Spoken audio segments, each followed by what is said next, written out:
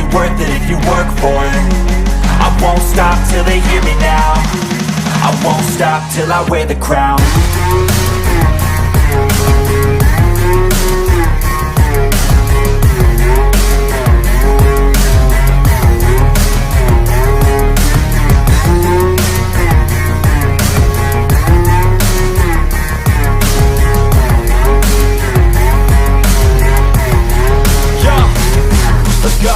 I'm just telling you to fight for your dreams, but it's not what it seems. Man, it's hard to be seen when everybody wants to be king. Yeah, they all wanna ring. Yeah, we all wanna be free. Folks, what a win. The Detroit Lions defeat the Minnesota Vikings in a epic game. All I can say about this, play action to Penei Sewell. Play of the game, the craziest game. I'm here with Dan the Man. What is going on, Dan? Hey, just it seems like it's becoming commonplace, just celebrating another victory Sunday for the Lions. Oh, it's been great. Victory Sunday, and this is the best victory I've had all year long, beating the rival at home to secure that we're still in the playoff hunt. That's exactly what it means.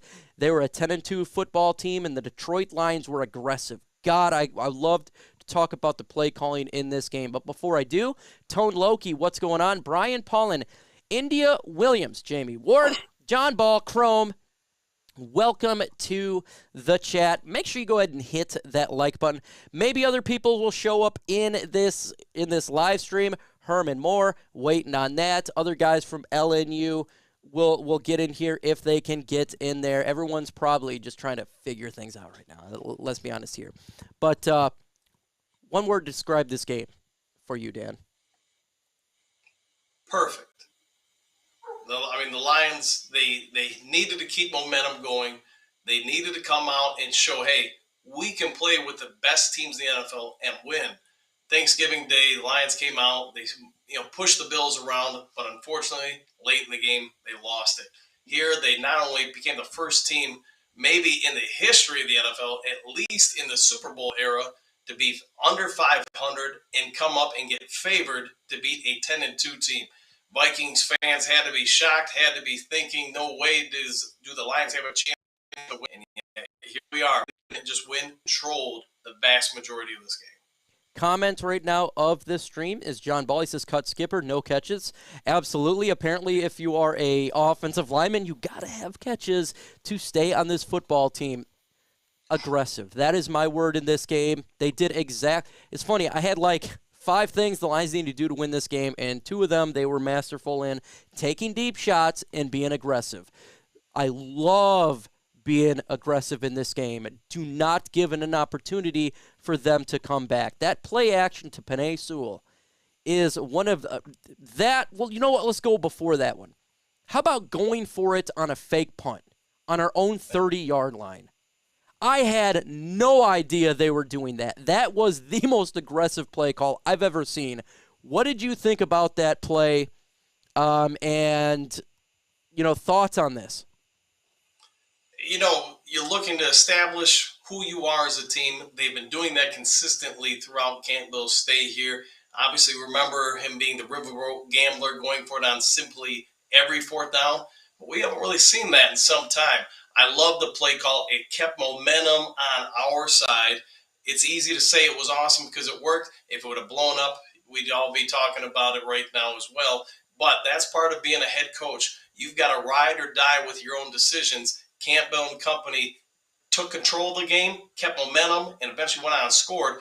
And a lot of it, comes down to how we affected the second half of the game. Comes down to that simple call.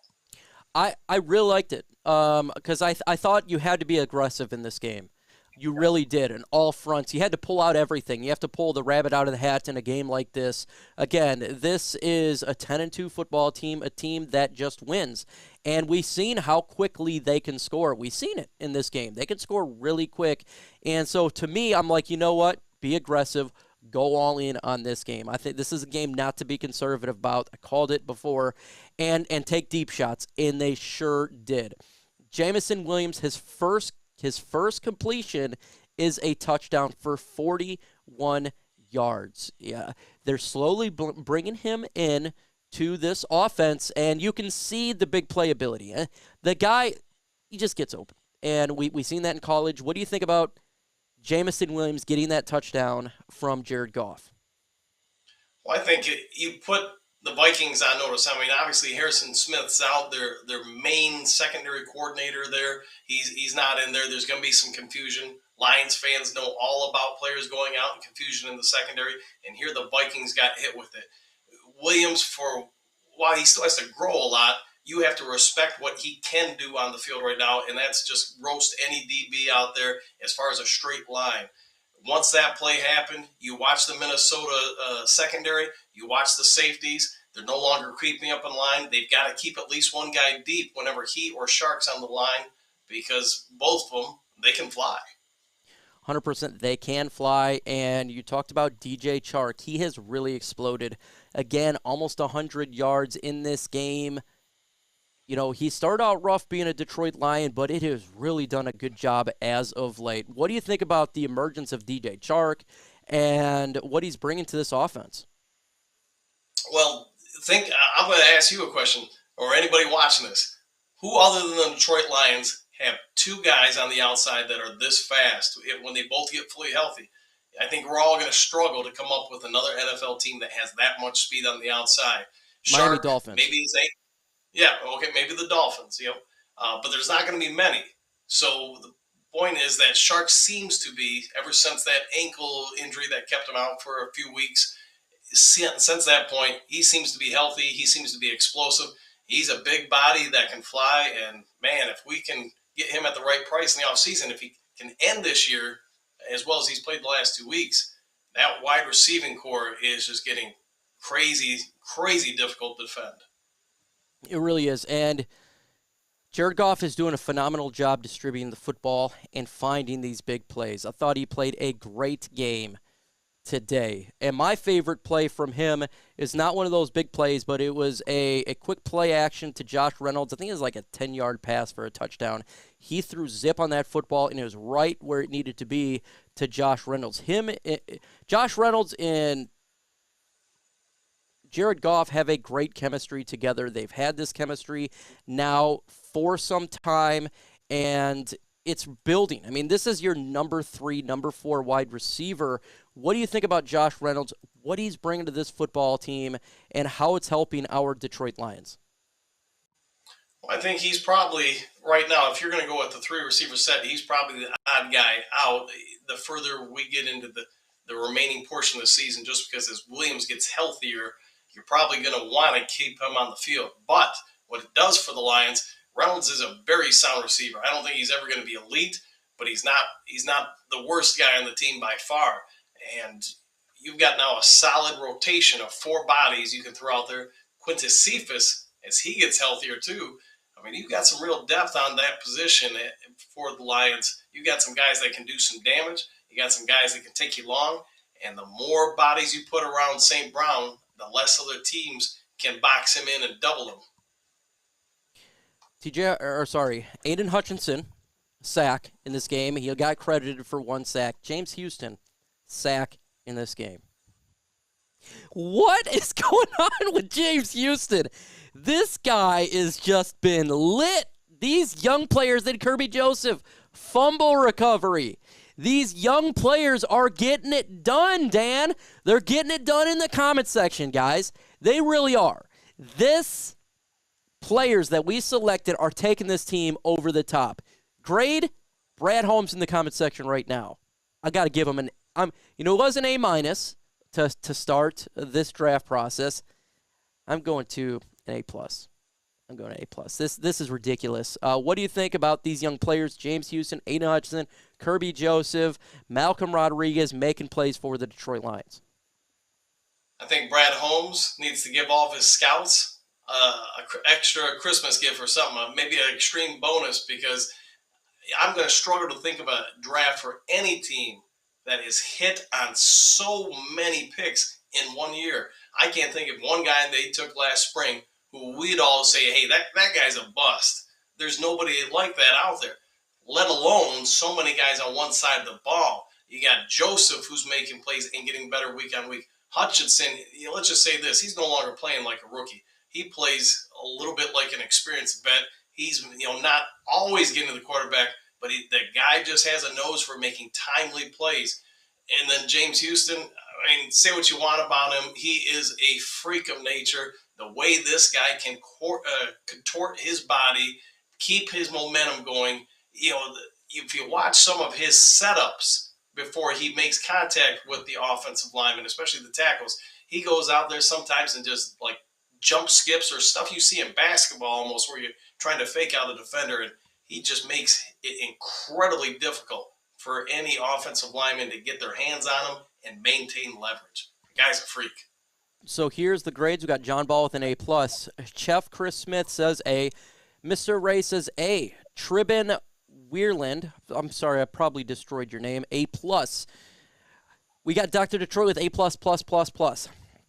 Man, Brad Holmes, these guys are doing a really, really good job, and I can't argue with that. A's across the board. I think that's what it should be, and these guys are really doing a good job. Dan Campbell, let's talk about his performance in this game. How many times are we going to say this is the best performance that he has as a coaching? I thought about the 1-4. It was 4th and 4. They went for it. Initially, it was 4th and 2. I said, okay, go for it. A 4th and 4. I was like, maybe don't do that. Other than that, this was a great, well-coached game.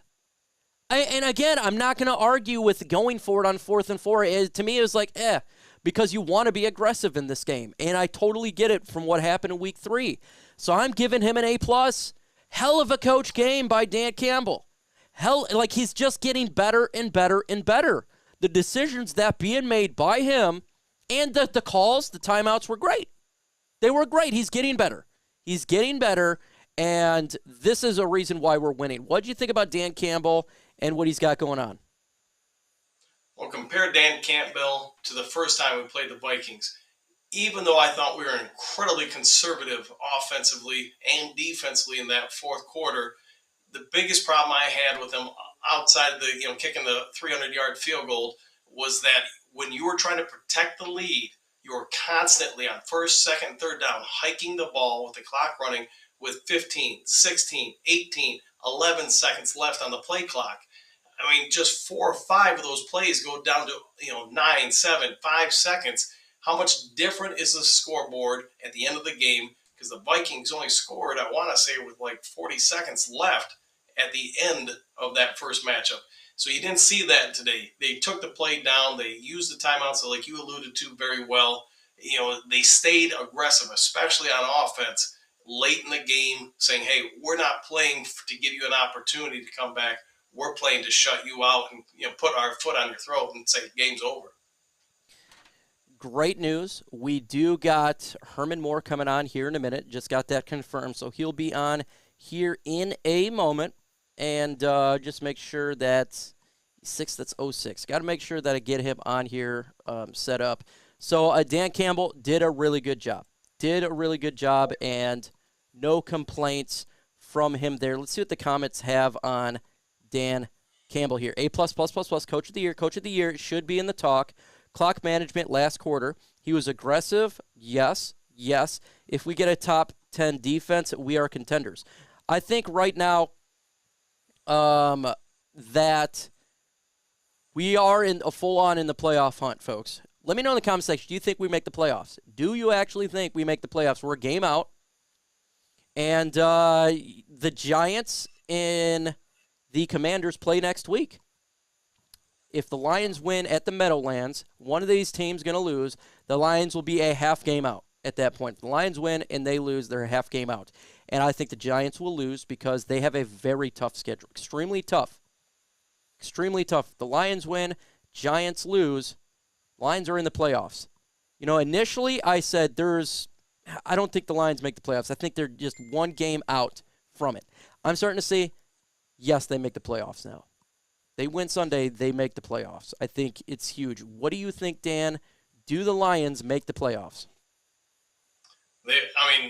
After today, I'd say the trend's your friend. Who's lining up to play these guys? And I'll throw this at you, Mike, as well. When we make the playoffs, who wants to play the Lions in the first game? I can't imagine anybody, whether it's Philadelphia or whoever, is really at this point lining up saying, that's the team we want. Just got a message from one of my buddies from the Minnesota Vikings, and they said, hold on one second. They said, see you in the playoffs. That's what one of my Vikings guys just said, see you in the playoffs. Because if the Lions do make the playoffs, is the last team, guess who you'd probably facing? The Minnesota Vikings at Minnesota. And that, yes. Just talking behind the scenes really quick with Chrissy to get Herman on here. So he should be on anytime once he gets on. I cannot wait to hear what he has to say about this game. Nobody wants to smoke, dude. They beat teams up. Nobody beat the Jets. They're in. That's true. Top 15 defense. Just keep chopping. Playoffs, yes. So everybody right now is on that Kool-Aid, folks. They're on that Kool-Aid just like I am. I am drunk right now off the Honolulu Blue and Kool-Aid because this team just, they smacked the Vikings. Yeah, we won. I think it was, a 12-point win or 11-point win. But it was a beatdown, and they were aggressive, and I love what they did there. I really, really do. Who is your MVP of the game, Dan? I'm going to go with Jared Goff. I mean, the Vikings early in the game came up. They were clearly trying to take away any opportunity for the Lions to run the ball. They were jamming that line. But Goff, this is about, 6 straight games now where he's been, maybe not upper echelon NFL quarterback, but he's been pretty damn good. You can win with this guy, clearly, if you have enough weapons around him. And, last week he had a phenomenal game. This week wasn't much different than last week. A lot of people right now agree with you. Got Goff is the MVP of this game for sure. I'm going to go Jared Goff as well. I think he played a phenomenal game. He did. He took the shots when he needed to. He was very decisive with the football, not turning it over. It wasn't bad passes.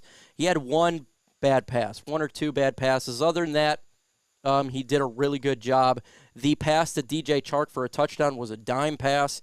Dropped it on a dime, as well as the pass to Josh Reynolds that got a touchdown as well. Two very, very good passes. We got Dr. Troy Goff MVP or Johnson. Yes, Johnson. Again, he did a great job as OC. What do you think initially when you seen that play action to Penei Sewell? What was your but did you see him running too and you're like, what the? Because I seen him running across and I said, what the? Is that Sewell? When I saw him coming in motion, I was like, wait a minute, 58, that's Sewell. And then you see I thought, man, maybe they're using him as a distraction, maybe a lead blocker. But then you see him come out and he ran a pretty decent pattern. Nobody on Minnesota was even guarding him. They did not consider him an option. And, yeah, he caught it. And that wasn't even the easiest catch in the world. He had to put a little effort into it. That was crazy. What did you guys see that in the comment section, him running, and your initial thoughts? I seen it, and I said, what the? And then they did play action to Penei Sewell to get that first down.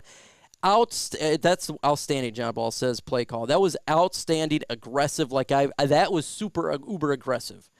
Sewell in motion, number one threat in the NFL. Oh, my God, that was something. I've never seen that, like Penei Sewell. Man, I cannot wait to see the reaction from him on this. That was fantastic. That was absolutely fantastic. One of the greatest play calls of all time. It really was. What's going on, Harley Davidson? We're going to have Herman Moore here on in a couple minutes. Once he gets on, we're going to get after it for sure. Okay. Toys for Tots. Let's see. Hold on one second. I got to see something really quick. Can you talk really quick? Just talk about the game really quick. I got to see something. Sure.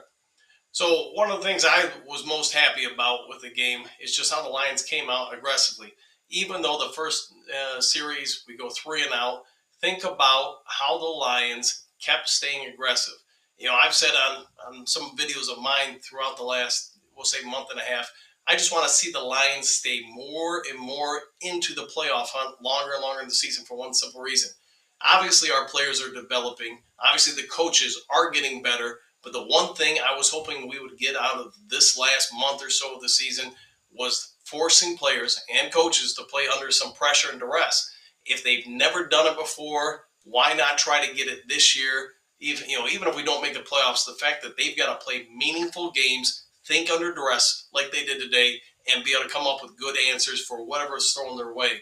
I was really impressed with the coaching staff today. I thought Goff, among other people, looked a little jumpy early in the game. You could see how Okudah was, a little fired up, I guess you could say, and they made a lot of uncharacteristic in this winning streak penalties.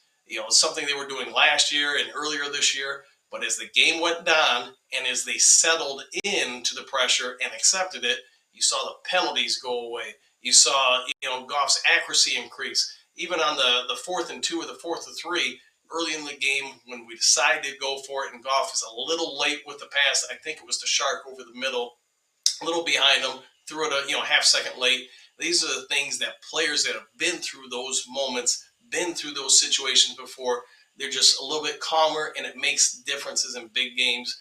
And that's why I think we've got a ton of experience out of it today. Hopefully going on the road next week against the Jets, we get even more of that. Because if we can pull off that win, now the 3 games left in the season are all basically what today was. It's a playoff game. The Lions players, the GM, the coaches are all aware one loss probably gets you knocked out of the playoffs. So as long as they're emotionally and mentally focused on that, they're going into each of these games basically in a playoff push. So I can't see the comment section, so I can't really answer anything to you guys, but I'll keep chatting. My mic's setting up stuff, I'm guessing, for more. One of the other things I was really happy with was the play of the defensive line. You've heard me talk about James Houston throughout the year. During the last few weeks when he's been playing, if you watch this guy's knees, if you watch his ability to shift from his hips up to his shoulders, when those offensive linemen get hands on him and try to get leverage on him and contort him, he's able to get so around that just because he can shift his body's weight momentum incredibly so. When that first lead foot plants and you can watch the amount of bend he gets out of that from the knee to the ankle, and then from the hip to the shoulders, then use his hands as secondary abilities to shed hand placements from offensive linemen. I mean, I get they don't play him a lot on first and second down because he's not proficient at run blocking or run block shedding. And you can see that when he goes with his bull rush moves, which I thought he did too much of today. Maybe that's something Aaron Glenn or whoever wanted to try to do more. He's incredibly, in my opinion, ineffective at bull rush or power moves. But when it comes to change of direction, shifting body weight, I mean, he's in the top 0.5% of all human beings. And this guy's going to be really something, I bet, by next year or year 3. There's going to be an event on Thursday, and I made it the pinned comment for here. It is Toys for Tots. Herman Moore is going to be at the event there, and it's between 5 and 7 p.m. Thursday out Southfield Gate, Ford. There, it's Toys for Tots. I put the pinned comment in there. You can go ahead and meet Herman Moore. It's Toys for Tots 75th anniversary event. Win a 1970 Mustang Mach 1 presented by Angels Garage. So this is going to be epic event. All you got to do is click on that link to get it, and I'm sure Herm will come in here and talk about it a little bit more. So you can meet the legend himself. He'll be on in a couple of minutes. Just waiting really quick for him, and then we'll get in there. Let's see. Ben Johnson and Goff is amazing. Great win. If they load on defense in the draft and keep the offense together, this team will be scary. Great afternoon for the Lions. Absolutely. Can you imagine Roquan and cornerback this team? Jeez. Yeah, I think when you look at this offseason, if you get a defensive lineman with that 4th pick right now in the draft, you add a linebacker in free agency and or a corner in the draft or in free agency, whatever you want to do it, the Lions defense could be top 10 next year. I think it really could be. And then we're talking about a team that is going to punish you, because right now they're believing these young guys are getting their time on the field and they're growing. You add a couple more talent in there, and this team is going to be scary next year. Scary. And I'm think they win the NFC North next year. I really do. I think they're going to make the playoffs now at this point. I think they legitimately are, and no team's going to want to face the Detroit Lions in playoffs. No team wants to do that. No team wants to face the Lions right now. Why? Because they believe their young players are getting it done. They're a physical football team, and they're aggressive. They got play callers that are not scared. You put all that together, and you have a winning team. You do. And we've won, what? Is it 5 of the last 6 games? And we could have won the Buffalo game? That's, I mean, we have beat the New York Giants. We've beat now the Minnesota Vikings. Even the beginning of the year, we almost beat the Eagles. It was a close game there. This team is scary. And you think the New York Jets right now, they're thinking, oh, this is an easy win. They're not thinking that at all right now. They're not. They're like, man, I really don't want to face this team. How about this? How about that wide receiver for the Minnesota Vikings guaranteeing a win? How'd you like that? How'd that guaranteed win work out for you? How'd that work out for Jalen Reagor?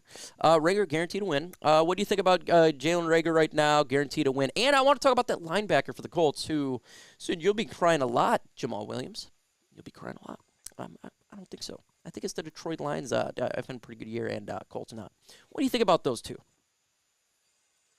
I mean, that's just part of players being players, trying to fire each other up, trying to, intimidate the other guy, whatever you want to say. But the opposite side of that is if you talk and you can't back it up, now you just look dumb. So, it is what it is. All players probably do it to some extent, whether or not they're going to do it in front of national media. That's probably something none of them should do. I love it. I love the talk. I love the idea of these guys getting, immediately thinking that they're going to win this game. Look, we have been a humbled franchise, a humble team. We don't get cocky. Somebody, when I was going live, was like, I'm mad at you, blah, blah, blah. And I'm just like, how'd that feel? How'd that Right. salty tears feel?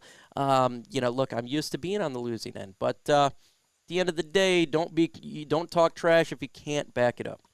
I generally don't like to, but it's nice to see that. Kirk Cousins said this was hat and T-shirt game. Yeah, it's not looking like a hat T-shirt game. Look, they're going to win the NFC North. That's inevitable unless they do some crazy out insane loss. Don't see that happening. They're going to win the NFC North. Is shout out to those guys for getting it done. But at the same time, you got to be humble in this game, and you just got to take every game like it's the last, and never sleep on a team. Never sleep on a team. The Detroit Lions are a team you don't want to sleep on right now. And I suspect the New York Jets will not be doing that. They're not going to be guaranteeing wins. But I can guarantee you, if you guys hit that like button, it'll put a smile on my face. So right now, let's get 13 more likes. That'll take us to 50 likes. We got 152 in the chat. And Herman Moore is nearly in this bad boy right now. So we're going to get him on. Right meow. Let me get this set up. Right here, let me get the man, the legend himself on to talk about this game, to talk about it. Oh, he's got a hat backwards. Herm, what's going on, man? Hey, nothing much. You know what? I'm sitting here like most Detroit Lion fans and people here who are in, Michigan. We are loving the fact that Detroit Lions are just rocking right now, and that they're doing some things that not many people thought early in the year would be possible. But now this team has turned it around, and they're playing at a whole different level, other level than what I think people expected. But many of us talked about this earlier on, and when they were calling for a lot of changes, we said, you know what, you got to give this team a little bit more time, because they're now starting to learn how to play together. And because they're doing that, I think now we're starting to see the benefits of that. Herm, isn't this a good win? This a really It's a good good win. This is a good win. First off, were you at the game or not? I don't know. No, I wasn't at the game. I wasn't able to attend the game, but I was able to watch it and really sit back and look at it play by play, looking at the positions, looking at the coverages, looking at the offensive play calling and schemes, and really take it all in to see really how has this team changed, what makes them different than what they were before, and then looking going forward, what is it that this team needs to do to continue to play at this elevated level that, some of us may not have seen it right away, and some of the fans may not have seen it. And then there were those of us who caught a glimpse of it, and now to see it all come together. There are some things that we'll touch on a little bit later, but I know you got people out here that want to hear that, but they got to hit that like button. and they got to subscribe to the channel. If they do that, then I'll continue to give them more and more good information that I know they will love to hear today. I seen that you're doing a Toys for Tots event here in a couple days. Talk about that. I freaking love it, by the way. I love the idea of giving back to children. Talk about this event and what is going to be taking place here on the 15th. Well, it's a Toys for Tot event, and it's going to be down at the Southgate Ford this Thursday. I'm going to be there from 5 to 7, and we're going to be giving away, for those who want to go, and I'll give a link that they can go to for the raffle. It's a 1970 Mach 1 that glows in the dark. And all you have to do is go and get raffle tickets. You can get them at myevent.com/Toys for Tots. And if they go there, they'll have an opportunity to win this beautiful vehicle, but also support a great organization that makes a lot of people happy and changes a lot of lives throughout the year, not just at the holiday time. It's the pinned comment for this stream. You click it right there. Any way that you can somehow make sure that I get this nice, beautiful car, what can I do to guarantee? Mike, all you have to do is buy a lot of raffle tickets, and you don't even have to be there. You don't even have to be present to win. And I don't want to fail to mention this. What's beautiful, we love as an organization. I have my foundation called the Herman Moore Tackle Life Foundation. They also will be a recipient of some of the proceeds for this event as well, to help support our cause for entrepreneurship and also for the assistance of adolescent development. So there's a lot of good that comes out of this great and wonderful event at this time of the year. We're going to make a lot of people happy. So just buy a lot of tickets. It's going to go to a great cause, even if you don't win. And for some mysterious reason, I don't know, somebody cool, Mike, other than you happens to win. But I know you're probably the coolest of the cool. So just put it in there, man.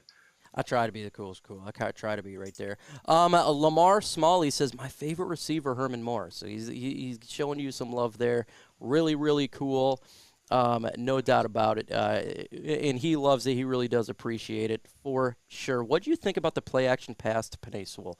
I was dying when I seen it. I did not see it coming, but I will say this. Look at the clip and look at the speed in which he came in motion. And when he ran by, he's one of the biggest men out there on the field, and no one went with him. So not only did he fool everyone in the stands, he fooled everyone that was even thinking that Penei Sewell would be the one that would seal the fate of the Minnesota Vikings against the Lions at home. And I tell you what, play of the year. That so far was, give it up, man, to the OC, man. He, Ben has been doing a fantastic job in his play calling. I love the challenges. Not the challenges, but the different plays that were called today. I like the fact that they were taking very calculated risks. And then when you look at why they are doing it, you can actually follow the flow of why. You can understand the reason for it. You can understand what they're trying to get done. And Minnesota today looked like the ones that you were scratching your head going, what in the world are they doing on the offensive side and play calling? And defensively, they've just turned into a disaster the last 4 or 5 games, giving up over 400 yards a game. So this was kind of a perfect storm, I think, for the Lions. And then playing with that energy at home was phenomenal. But to go back to that play, what a fantastic play. That is something that I think excites and it just really excites and ignites the fan base. It excites and ignites the stadium. You could see the camera shaking on TV. So that's how loud Ford Field has been, and what a great time to be watching this team play. Dan, man, got a question for the legend Herman here. I'm sure you got something coming up. Sure, man. So Herman, when you started off with the Lions in the early '90s, you guys played for Wayne Fonts, who has a lot of similar characteristics to Dan Campbell, in that he can really get energy out of players. You guys also went through some teams where you started off a little slow, then finished incredibly strong. What do you see for this team's potential the rest of this year and then going forward? How good can there's they some be? things that, yes, there's a couple things. Great question. There's a few things that are a little different. We had a really good core of mixture in terms of the veteran players and the rookie players. And then you were getting some players in the draft that you were consistently adding to the roster. And if you look at after the Andre Ware pick, And going forward, we actually we picked up starters, guys who actually contributed to the team and became very good players and actually well-known legend players for the Detroit Lions for the '90s tenure, during that decade. With this team, though, it's the development. It is the fact that they've been able to go find some players that potentially, some worked out from the draft, but most didn't. And what they've done is they've developed players. They've lured in some talent.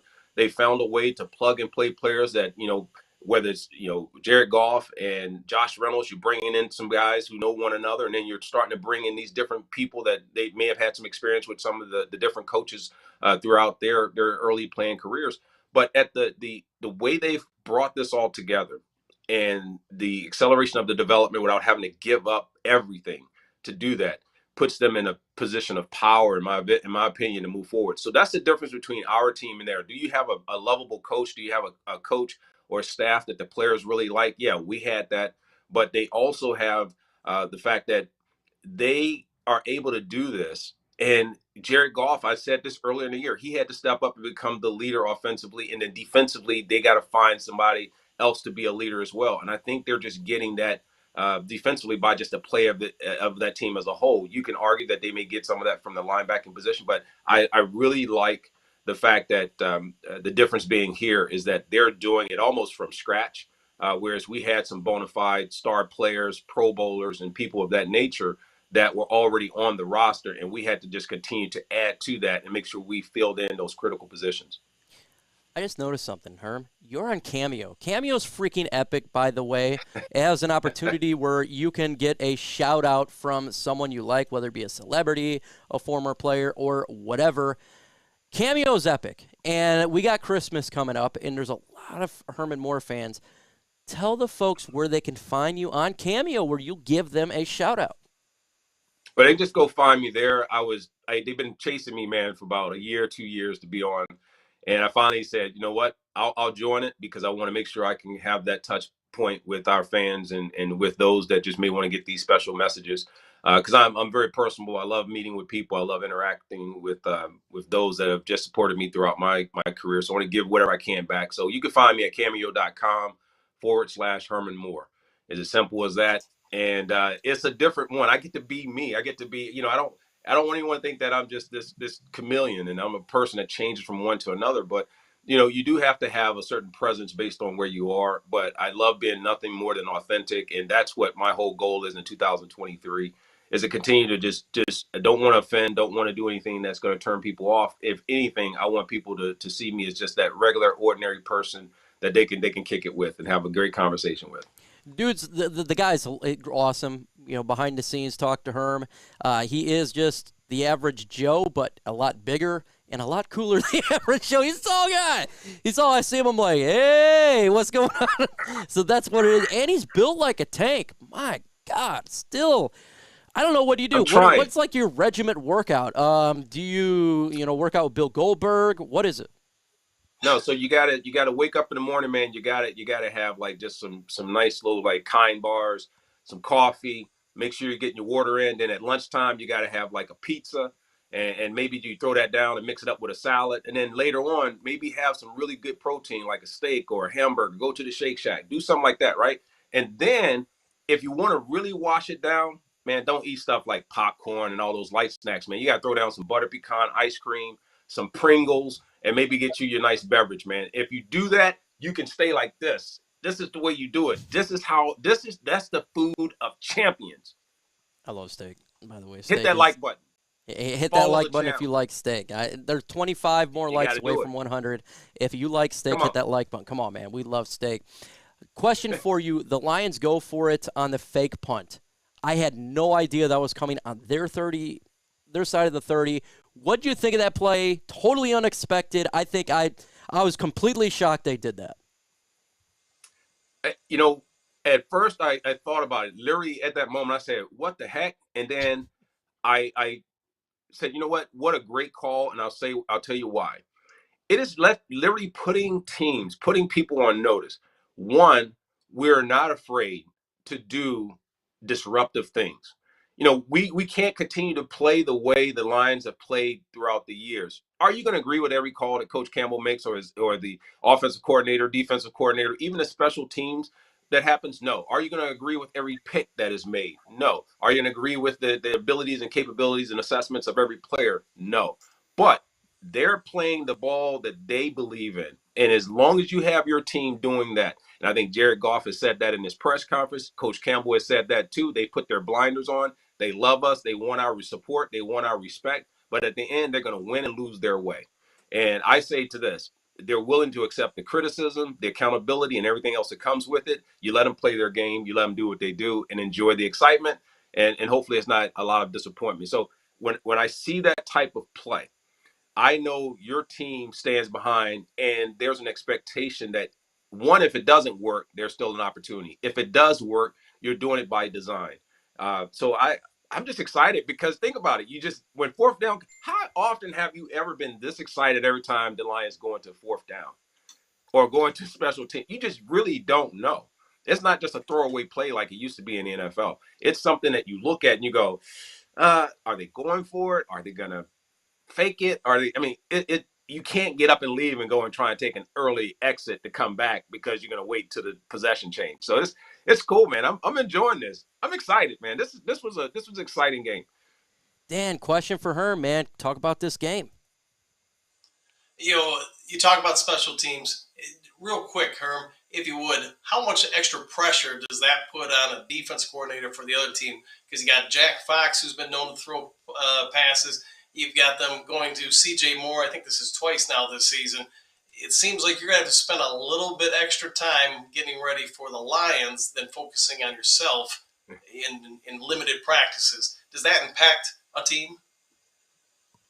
It does impact the team because now the Lions are dangerous on all parts of the field. You can think typically they're going to go. There's no playbook.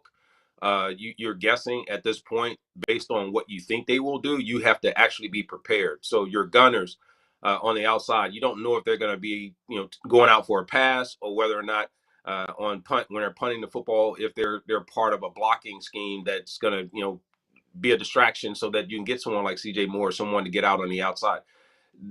I think they've thrown a little bit of a wrench, and I wouldn't be surprised to start seeing other teams, especially those going into postseason play or those that are needing special things to happen later, to start to pull a little bit from this playbook because they're seeing the success, and they're also seeing how it disrupts the game plan on special teams that you see with a lot of these other teams that are still out there with something to play for.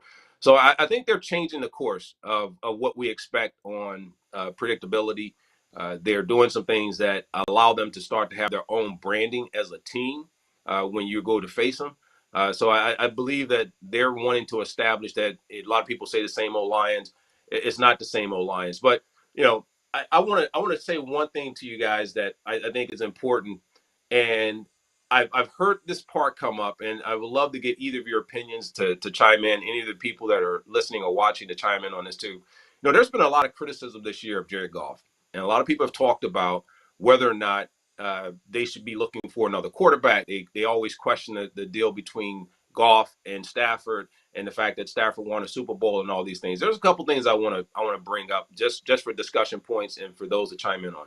One, I've been a person who says, I think the Lions should still go after a quarterback in the draft. I'm not moving away from that. I'm a receiver who's been here as part of a franchise that I see where one player that goes down, that is the one position I'd rather have money that is sitting on the sideline, but is assurances that can give me the ability that I can have. I don't care if they're coming in their second, third, fourth year after Jared Goff has played phenomenal for the next 3, 4, 5 years, whatever.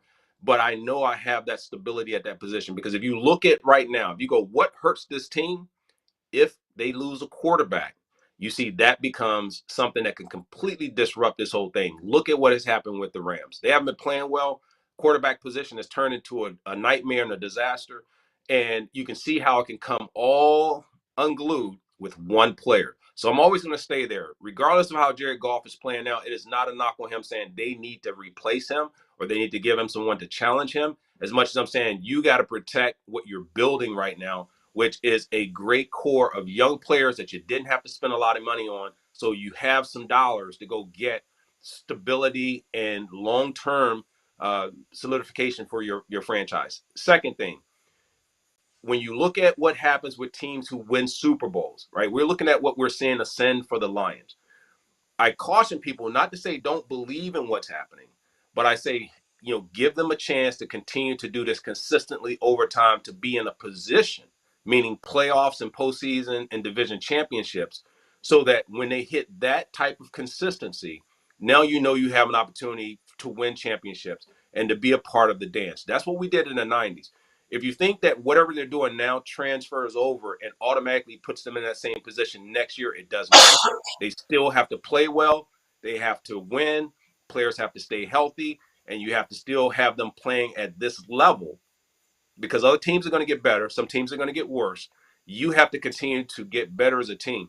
So I don't say that to bring people down off of a high, but say, you know what, it's not over. So the Coach Campbell and the rest, I know they're still looking at it that way. So mine was, do you still believe in that, or do you agree or disagree with me on the quarterback position? Not saying Jared Goff isn't getting it done, but just saying continue to solidify that position. And then two, can you take everything that you're seeing now and say that guarantees us that this is what we're going to see next year, just like we've seen the teams that go to the Super Bowl crash the following year? I have no problem at all if they were to take a quarterback at some point in the draft, because what if Jared Goff does go down next year and you don't have anybody? There goes that season. There goes that season that would be promising, because right now, do you honestly think that the backup right now will do anything for the Detroit Lions and help them out? No. So if they have an opportunity to get a guy, whatever round they want to get, and they feel he can help out this team, I have no problem doing that whatsoever. What do you think, Dan? I think anytime in sports you have an opportunity to improve a position, any position, you've got to do it. It can't be emotional. It can't be this guy's my best friend or whatever, or look what they did last year. But if you're not trying to get better in the Lions, if they're not trying to improve upon Goff, then you're doing a disservice to your team. You don't want him to go down and then Bob Gagliano come in to be your quarterback or whatever. And it's no shot against Nate Sudfeld or Goff, but neither one of them are elite. I think you have to look, if you really want to be a consistent franchise in this sport, you've got to have the opportunity to get an elite level player. I'm not a fan of the first two quarterbacks in the draft. Well, at least I don't think we have the ability to get one without giving up way too much. So I think you're going to have to rely on your scouts to really find somebody, that diamond in the rough. That's what the scouts are for, man. Go ahead, Herm. Yeah, and the only reason I say that, because when I looked at it, is like how teams didn't miss I saw teams where you had whether it's a backup was Jeff George. You're not going to find those type of quarterbacks. You're not going to find where you have Aaron Rodgers who are backing up Brett Favre's and Steve Young's who are backing up Joe Montana's. It just doesn't exist. But whenever you can find something that a player you can start to really truly develop. The Lions, I think, will have some long-term success if they could just make sure they protect that position, because Jared Goff's playing lights out right now. I would hate to see that get disrupted at any point, because we know that could happen. That could be a stupid penalty by a defensive lineman or anything that takes your quarterback out. But I want to see them continue to have this tremendous success that they're having, because it's fun football. They are exciting to watch. When they are playing at this level, they brought the excitement back to the home field advantage. The fan base is so energized that this is phenomenal. This was a 5-7 team with a sold out crowd that is cheering like they are trying to win the division. I mean, truly, like, you wouldn't have thought that Minnesota was a team that was trying to protect it. You would think they were trying to take something from the Lions.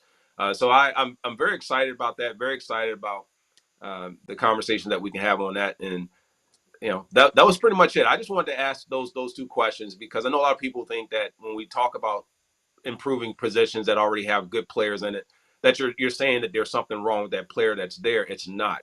No. It's not at all. That's how you build great organizations and teams. And I always believe, like, when it comes to draft, for me, Herm, I just do best player available. You just find the best player available regardless. Just a couple of years ago, we could have had Aaron Donald. That was the BPA. We didn't get it. We could have got Justin Herbert, but we did it. And I think this is what this regime is doing. They're just doing best player available. And if you do that, you're going to get studs on your football team. And this is the net result of drafting well. You draft well, you win. Just like right now, this stream's doing well as we broken a record. 290 people in the chat, 98 likes. You guys are absolutely amazing. This is a record broken live stream. Shout out to you guys. A huge shout out there. Smash that like button. We really appreciate it. Jets, Herm, are coming up. The Detroit Lions have an opportunity. If they go to the Meadowlands and beat the Jets, they legitimately are a team that could win out. Do you think we have a chance to beat the Jets? Do you have a chance to win out? What do you think going forward? I think they have a legitimate chance to win out. If you look at the fact that they have the Packers, they're going to be facing Chicago. You talk about the Jets, and then they have Carolina. These are all winnable games for this team, especially given the way in which they've been playing the last 5-6 games. This is where I would be surprised if the Lions aren't favored, even on the road. They have a brutal, of these games remaining. Yeah, 3 of them are on the road. But at the same time, I don't think that they're going to be playing teams that aren't beatable. So I would imagine they would come in as the team with the most confidence. Definitely from a talent standpoint across the board. Offensively, the Lions, they seem to really be able, because of the offensive play call and because of the balance that they have in the running game with the 3 running backs. And then you have just you just have you have multiple wide receivers and weapons to go to, that they've gone to a control style offense that allows them to put points up back on the board. That confidence is back there. And when you look at the defensive side, they are playing with speed. They're playing with more push up front. We're starting to see more pressure. They're dialing up all different types of packages that are throwing a lot of these quarterbacks off, because they're giving you twists and turns that you have to account for the scheme. And then you factor in, as you mentioned before, some unorthodox play calling and really some confident play calling. They make for a very dangerous opponent for anyone. And when you look at these remaining teams, I think Lions, if they're focused and they play some of the cleanest football like we've seen the last 2-3 weeks, they could win out very easily.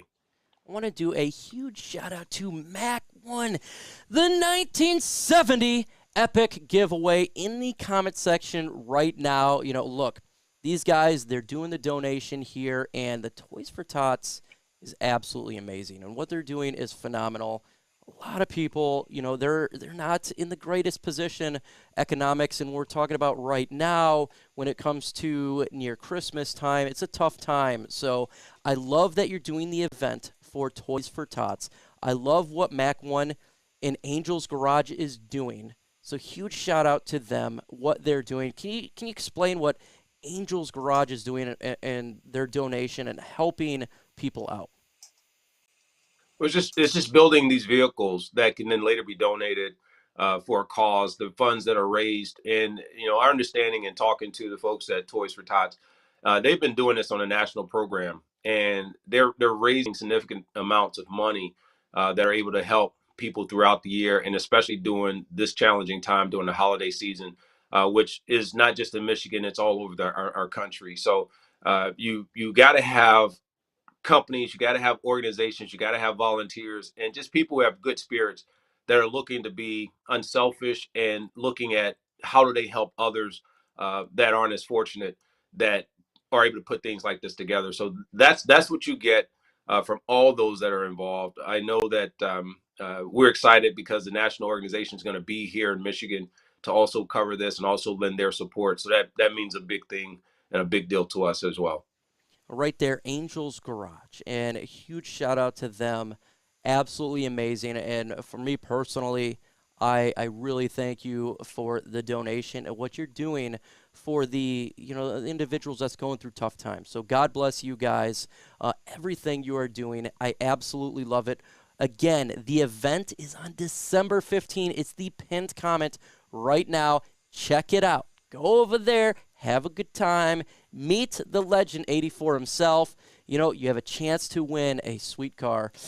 1970, I gotta say, man, I would absolutely love it. I dig it. I love muscle vehicles. That's exactly what that's all about. Again, as well, Herman Moore, just doing his thing, and I absolutely appreciate him taking time out of the day doing events such as that, and it's freaking awesome. Herm, what do you got to say to the folks? We about to close this thing out. Well, one is we appreciate everyone who's jumping on this stream and being a part of this community. It's built for you all. Mike, you do a great job of bringing them in and keeping them very engaged with content. All the different contributors that come on and lend support, I thank you personally for that. But let's continue to build this out. Let's continue to build it. It is about the Lions. It is about the sports community. But it's also learning about ways in which we can continue to support one another, and also our other additional content contributors who are part of this platform. So for that, I say thank you. And I will say one more thing. I am going to be looking at, and Mike, I'm going to probably solicit you as well as some others who may understand how to put together auction platforms, because I've been going through my garage. I've been going through my basement. I've been going through, I have had storage units that I didn't even realize for years, for decades. And I'm going to start unboxing some of that. I may do some of that prior to the holidays, and I'm going to take and donate that to our charity, to our foundation, so that anything that's auctioned off will go to support our entrepreneurship program and support the Herman Moore Tackle Life Foundation. So there may be some really cool things that we pull out of there that are really going to be unique. I can tell you right now, they have not been in existence for over a decade or two. And there are going to be some gems, I'm sure, that will be in there. So continue to watch Lions Nation Unite. Continue to follow the channel. To continue to hit those like buttons, because I want to continue to sow into others and sow into this community. And again, thank you so much for participating and making this platform successful. Lions win. We are doing a really good job. Detroit Lions win, and it's near Christmas. It's early Christmas gift. I absolutely love it. With that said, folks, enjoy Victory Monday and the rest of the day. Adios. I feel nauseous, believe me. Never had a lot of shit come easy. Had to work hard, struggle just to be me. Had to rise up just so they could see me. Did what I had to do just to feed me, and what was left over I put towards my dreaming. But the only thing in life that has meaning are the things you gotta work for, believe me. Take into your hands a plan, your own hands can land your own brand. And damn, I feel like no one takes accountability. They want the credibility, convincingly unwilling to put in the hours it takes to get some power. Don't be f***ing sour, take a cold shower. Scream until you're louder, work until you're prouder. And f*** all the doubters, they're just your downers. I swear to God they all let me down. I always fought just to wear the crown. I'm off at these fucking clowns who were all taught they deserve an ounce. It's only worth it if you work for it. It's only worth it if you work for it. I won't stop till they hear me now. I won't stop.